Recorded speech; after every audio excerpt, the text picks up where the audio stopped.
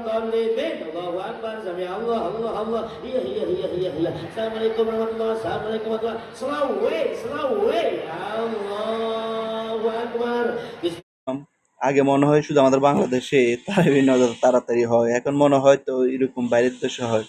এই যে দেখুন একটা লোক, মানে আমি কালকে হঠাৎ করে ভিডিওটা আমার সামনে আসলো, মানে হ্যাঁ বলতেছে আলহামদুলিল্লাহ রাব্বিল আলামিন আর রহমানির রহিম দলিন আমিন, মানে এই একরকম হয়ে গেছে আমার থেকে, মানে ইজি বিজি হয়ে গেছে, যে মনে হয় যেতে আছে যে বাইরের দেশও তারাবি নামাজ হয়, এরকম কিছু দুষ্ট টাইপের লোক তাই এত তাড়াতাড়ি তারাবি করে, মানে কিছুই বোঝা যায় না কি পড়তেছে কি না।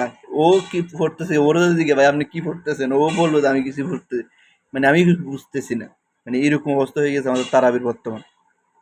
যাই হোক আলহামদুলিল্লাহ, আমরা বর্তমান যে তারাবি পড়তেছি আলহামদুলিল্লাহ আমরা সব বুঝি, বুঝে শুনে তারাবি পড়তেছি।